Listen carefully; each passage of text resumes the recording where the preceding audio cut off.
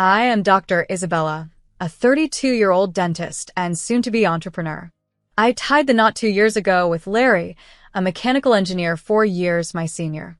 We have lived together in my apartment since he transferred his previous residence to his ex-wife following their divorce.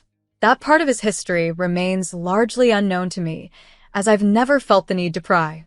Our life together has been largely fulfilling. My career in dentistry provides a comfortable living, yet I've always aspired to achieve more. This ambition led me to save diligently, cutting back on small indulgences, with the dream of opening my dental practice. "You should do it, Isabella," Larry encouraged one evening while we lounged on our aging sofa, the TV humming in the background. "You'd excel at managing your own business." His unexpected enthusiasm caught me off guard. "Really?" I responded, and he confirmed with a nod as he sipped his beer. "Absolutely. My wife, the business owner. Sounds good, doesn't it?" His words brought a smile to my face. It did sound appealing. "It'll require a lot of effort," I cautioned, "and significant financial investment. We'll need to tighten our budget for some time." Larry, undeterred, waved off my concerns. "Don't worry about that. "We'll manage. I'll support you during the first year while you establish the business. Just focus on making your dream a reality." His unwavering support and belief in me warmed my heart. Motivated by his encouragement, I said, "Let's do this." The following months were a blur of activity. I left my job at the dental clinic and dove into the myriad tasks of starting a business, obtaining licenses, scouting the perfect location, overseeing renovations, and purchasing equipment. Each day brought new challenges and decisions. Finally, after extensive preparations, my dental office was ready.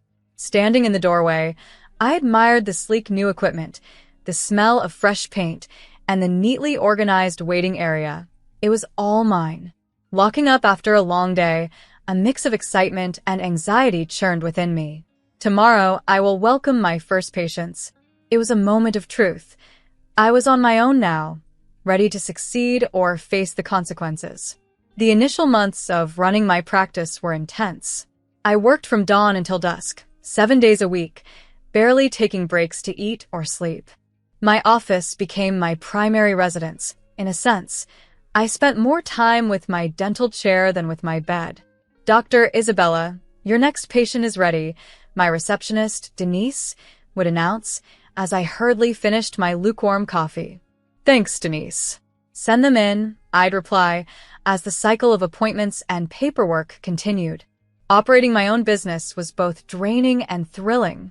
Larry and I, due to our conflicting schedules, became like ships passing in the night. When I left for work, he was still asleep. When I returned, he was already in bed. We communicated through quick notes and brief text messages. One day, during a rare slow period, I texted him, "How's work?"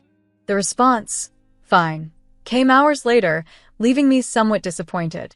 But before I could ponder his terse reply, I was needed for another patient, and thoughts of Larry were pushed aside. Time flew as I focused on my practice. Seasons changed subtly as spring turned to summer, and then to fall. Despite the challenges, my patient list gradually expanded, signaling the slow but steady success of my endeavor. I was beginning to recognize some familiar faces among my patients, which was reassuring. "You're doing great, Dr. Isabella," Mr. Gabriel, one of my earliest patients, complimented during his checkup. His words brightened my mood. "Thank you, Mr. Gabriel. Your encouragement means so much," I replied, genuinely uplifted. Yet, for every moment of pride and progress, there were equal parts stress and doubt. Some nights, I would return home utterly overwhelmed, tears escaping as I doubted my decisions. However, reflecting on my journey and the sacrifices made, I resolved to push forward. I couldn't surrender now. On one particularly demanding day, I arrived home well past midnight. The apartment was silent and dark. As I flopped onto the couch, too exhausted to reach the bedroom, my phone erupted into life. Startled, I scrambled to answer. "Isabella, is that you?" It was Amanda, Larry's mother, her voice laden with concern. "Yes, Amanda. What's wrong?" I managed, suddenly on edge. I've been trying to reach Larry all day. He's not answering his phone, and I'm terribly worried. There's been some sort of scandal at his workplace. My stomach turned at her words. Scandal? I don't know anything about that, I stammered, puzzled and concerned. Amanda's voice wavered as she responded, Oh, I see. Well, if you hear from him, please ask him to call me. Of course, Amanda. I'll speak to him as soon as possible, I assured her, confusion swirling within me. Hanging up, my fatigue was forgotten as I pondered the unfolding mystery. How could there be a scandal involving Larry that I knew nothing about? I found him in our bedroom, despondent and seated on the bed, his head cradled in his hands.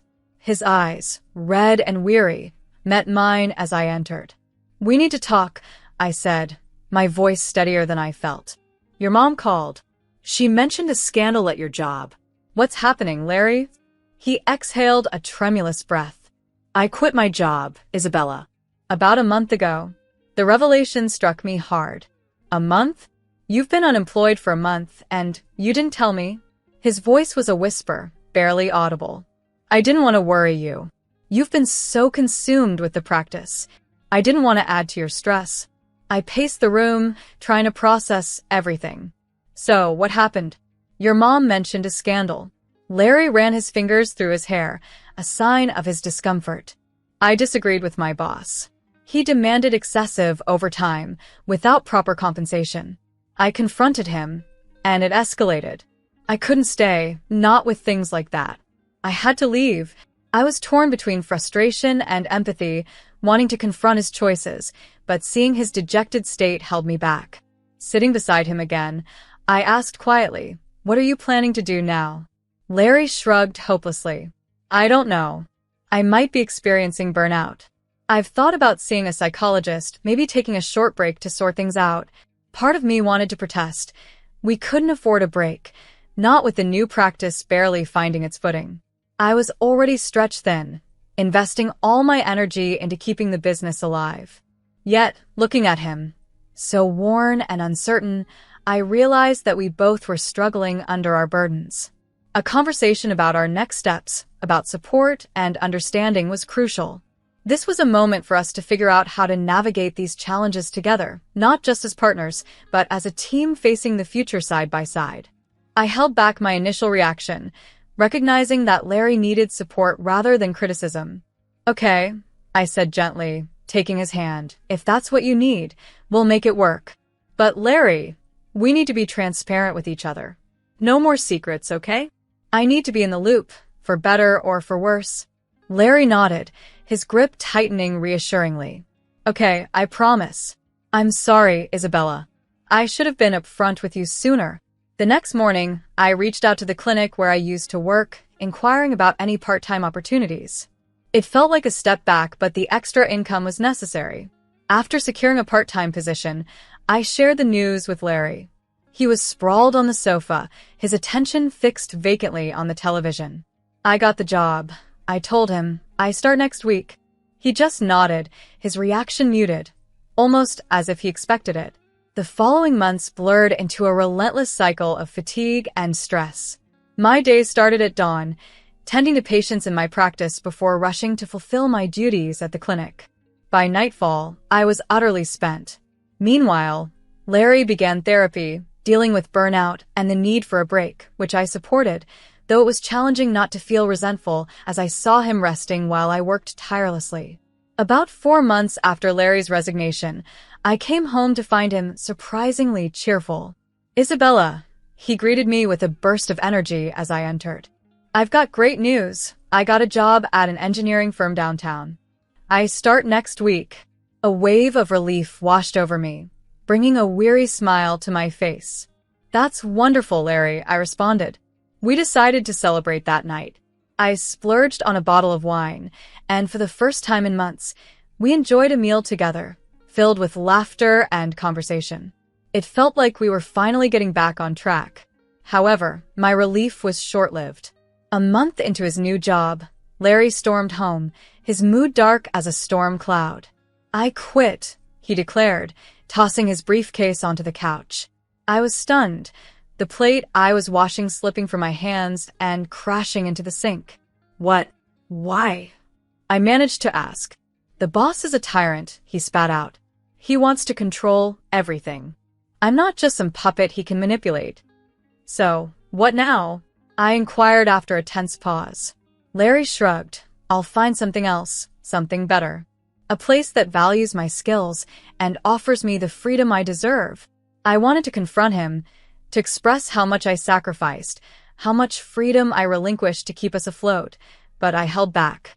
Instead, I simply nodded, turned back to the dishes, and tried to suppress the growing unease inside me. The tension in our home grew as the weeks passed. Larry spent his days at home, ostensibly job hunting, but I often returned to find him absorbed in video games or glued to the TV. Any luck with the job search? I would ask. Nothing suitable yet, he'd reply, without tearing his eyes from the screen, frustration evident in his tone. These companies just don't understand. I need something challenging, with good pay and flexible hours. Then one morning, Larry broached the subject of starting a family. Wouldn't it be great to have a little one running around? He suggested over breakfast. I could stay home and take care of the kid while you work. It's the perfect solution.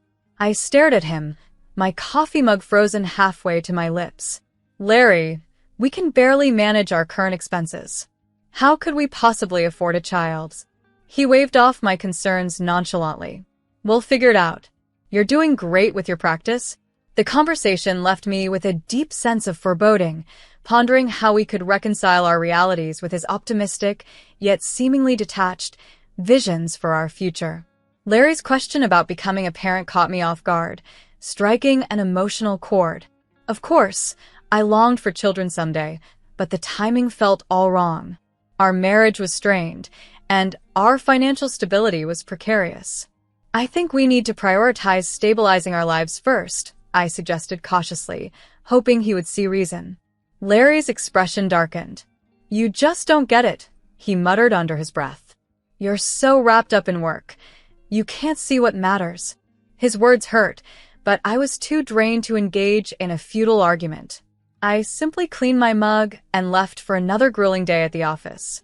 As weeks turned into months, the tension in our home thickened palpably. Larry's job search became increasingly infrequent, and his days were consumed by video games. My exhaustion and stress were mounting, and a growing resentment began to take hold. One evening, I arrived home to find Larry setting up a brand new gaming console. What's this? I asked, my voice tight with frustration. He grinned, oblivious to my tone. Just got the latest system. The graphics are amazing. My patience snapped. And how did you pay for this? His smile faltered. I took some money from our joint account. But don't worry, it's an investment. I'll pay it back once I'm working. The ensuing argument was fierce and painful. Months of suppressed frustration and resentment erupted, leading us to dredge up old grievances and inflict new wounds. After that, I decided to stop contributing to our joint account. I handled the bills and necessities myself, leaving Larry out of the financial loop. He was livid, accusing me of disrespect and undermining his role in the household. I'm the man of this house, he shouted during a particularly intense dispute. I should be managing our finances. I responded with bitter laughter. What finances, Larry? The money I make that you spend on games and beers? The atmosphere at home grew toxic. We barely spoke, and when we did, it usually ended in arguments. I immersed myself deeper into my work, using it as an escape from the crumbling state of my personal life. Then, a day came that seemed to shift the tide. At home, doing paperwork, I overheard Larry excitedly talking on the phone in the bedroom. Yeah, I need a new business suit for a job interview, he was telling his parents, his voice filled with a rare enthusiasm. It's a great opportunity, but I'm a bit short on cash. Could you help me out? A glimmer of hope sparked within me. Was he finally taking his job search seriously? However, my burgeoning hope was quickly extinguished. Thanks, Mom. I appreciate it. I'll pay you back as soon as I get the job, he concluded. I waited, expecting him to come out and share the good news about his interview. But instead, I heard the familiar sounds of his computer booting up. Curious and increasingly suspicious, I tiptoed to the bedroom door. Peeking inside, my heart sank. Larry wasn't browsing job listings. He was purchasing a new computer game and ordering a case of beer for delivery. The realization that he had lied to his parents for money under false pretenses chilled me to the core. I stood there, frozen, as a profound sense of betrayal washed over me, forcing me to reconsider the sustainability of our marriage and what my next steps needed to be. The sound of Larry's voice echoed through the empty apartment as he defensively snapped back at my confrontation. "It's none of your business. This is my money," he declared, his defiance rising. "My money?" I retorted, disbelief sharp in my voice. "You lied to your parents about needing money for a job interview suit. Now you're spending their money on alcohol and games." The argument that erupted was intense and bitter, arguably the worst we'd ever had. With his face flushed with anger, Larry began hastily packing a bag. "Where are you going?" I asked, my voice hoarse from yelling. "To my parents," he shot back. "At least they support me." The door slammed shut behind him, leaving a stinging silence in his wake.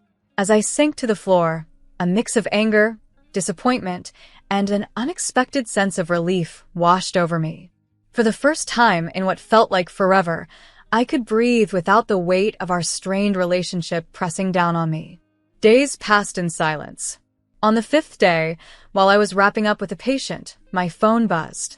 Seeing Larry's name flash across the screen made my heart race. "Hey, Isabella," he chirped, sounding as if our heated argument had never happened. "I'm in Hawaii with my parents. Mom's always wanted to visit, so we made a weekend out of it." I inhaled deeply, trying to maintain my composure. "And how are you funding this trip?" There was a brief pause before Larry replied, less cheerfully, "Well, I had to borrow a couple of your credit cards. But don't worry, I'll pay you back many times over once I start my new job." I felt a wave of nausea at his audacity. "You took my credit cards without asking?" His response came in that wheedling tone I had come to despise. "Come on, don't be like that. It's just for the weekend. I'll bring you back a nice shell from the beach, okay? Have a good weekend, honey." Before I could say anything, he hung up. Something inside me snapped. My hands shook as I quickly opened my banking app and blocked all my credit cards. Next, I called a locksmith. Within an hour, he was changing the locks on my apartment. My last stop that day was at the office of Amy, a lawyer specializing in divorce law. "I want to file for divorce," I stated, the words flowing more easily than I anticipated. Amy's expression was one of compassionate professionalism. "I understand, Dr. Isabella. We'll start the process right away. Can you tell me a bit more about your situation?" By the time I left her office, the divorce papers were being prepared. Stepping out onto the street, the warmth of the late afternoon sun on my face, I felt a surge of hope for the first time in a long time. That evening, as the sun had long set, my phone rang again. Larry's name flashed on the screen. Bracing myself, I answered. "Isabella, thank God you picked up." Larry's voice was frantic. "Something's wrong with the credit cards. They're not working, and we can't pay for anything here. Mom and Dad are freaking out." I took a deep breath, steeling myself for the conversation. "That's because I blocked them, Larry. I didn't permit you to use my cards." After a stunned silence, Larry's voice returned, now pleading. "Look, I'm sorry, okay? We're already here on the coast. Can't you just unblock the cards? We'll sort everything out when I get back, I promise." But I knew better now. This was not just about unblocking credit cards. It was about setting boundaries and reclaiming my life. The time had come to move forward, with or without Larry. The sheer audacity of Larry's empty promises almost made me laugh. "No, Larry, I'm done sorting things out for you. You've repeatedly put me in impossible situations, and now you can deal with this one on your own," I said with finality. "Isabella, please," he pleaded, his voice desperate. "You're putting me in such an awkward position. My parents are here, and we have no way to pay." "This is your problem, not mine," I replied firmly. "You created the situation. Now you solve it. Goodbye." The next day, I took a personal day off work to clear my head and my space. I spent the morning methodically packing up Larry's belongings, his clothes, books, and the myriad gadgets he had accumulated. It was crucial not to dwell on the memories associated with each item as I placed them in boxes. Once everything was packed, I arranged for his items to be stored at a local facility. A few days later, while at work, my phone buzzed. Larry was calling. I stepped out of my office to answer. "Isabella, I'm outside the apartment, but my key isn't working. Did you change the locks?" His tone was incredulous. "Yes, I did," I replied calmly. "Larry, I've sent divorce papers to your parents' address. You should be receiving them soon." He took a sharp breath. "Divorce papers? Isabella, you can't be serious. We can work this out. We always do." "Not this time," I said, surprised at the steadiness of my voice. "I've packed up your things and sent them to a storage facility. I'll text you the details." "Isabella, please," he begged. "Let's start over. I'll change, I promise. Just give me one more chance." I closed my eyes, past promises and failures flashing through my mind. "No, Larry." "It's over. I hope you find what you're looking for, but it won't be with me." As I hung up the phone, a swirl of emotions enveloped me: sadness for what we once had, relief that it was finally over, and a burgeoning excitement for what the future might hold. For the first time in years, that future was entirely in my hands. A few weeks after sending Larry's belongings to storage, an unfamiliar number appeared on my phone. Cautiously, I answered. "Isabella, it's Amanda, Larry's mother," the voice said gently. I braced myself, expecting a tirade about the ruined Hawaii trip, but instead, Amanda's tone was soft and apologetic. "I owe you an apology, Isabella," she began, catching me off guard. As she spoke, she revealed more about Larry's patterns, including his first marriage, which had ended due to similar issues. "When we got back from Hawaii and I learned the truth about how he lied and stole from you, I was devastated," Amanda confessed. She had kicked him out, refusing to enable his behavior any longer. A wave of empathy washed over me for this woman who had raised Larry, always hoping he would change. "It's not your fault, Amanda," I assured her softly. "You didn't know." "Still, I'm so sorry for what he put you through," she replied. "You didn't deserve any of it." After we hung up, I sat in silence, processing the conversation. It was oddly comforting to know I wasn't alone in being let down by Larry. In the weeks that followed, he made several attempts to reconcile, showing up at my office with flowers and waiting outside my apartment, each time pleading for another chance. However, I remained firm in my resolve, ready to move forward on my terms. I made a firm decision not to let Larry back into my life, knowing that his return would likely restart a cycle of disappointment and financial strain. As time passed, I settled into a new routine without the burden of his expenses. This newfound financial stability allowed me to focus wholeheartedly on my dental practice. I said goodbye to the part-time clinic job and redirected all my energy into expanding my own business. To enhance my practice's growth, I engaged a marketing consultant, and soon my patient list began to increase steadily. 6 months after filing for divorce, the influx of patients necessitated hiring 2 additional dentists to manage the growing workload. It was incredibly fulfilling to watch my small practice thrive, a tangible testament to my dedication and hard work. A year after Larry had left, I celebrated a significant milestone. I made the final payment on my business loan. To mark this achievement, I treated myself to a weekend getaway at a spa resort nearby, an indulgence I had always dreamed about but never pursued. Relaxing by the pool with a fruity cocktail in hand, I reflected on how dramatically my life had changed for the better.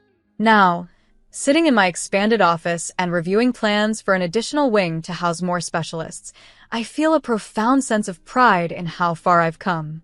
The past 3 years have been a transformative journey of self-discovery and personal growth. I've learned to value my worth, trust my instincts, and never settle for anything less than what I deserve. Looking forward, I'm filled with optimism. Whatever the future holds, I am confident in my ability to face it with strength and wisdom. My story is far from over. In many ways, it feels as though it's just beginning.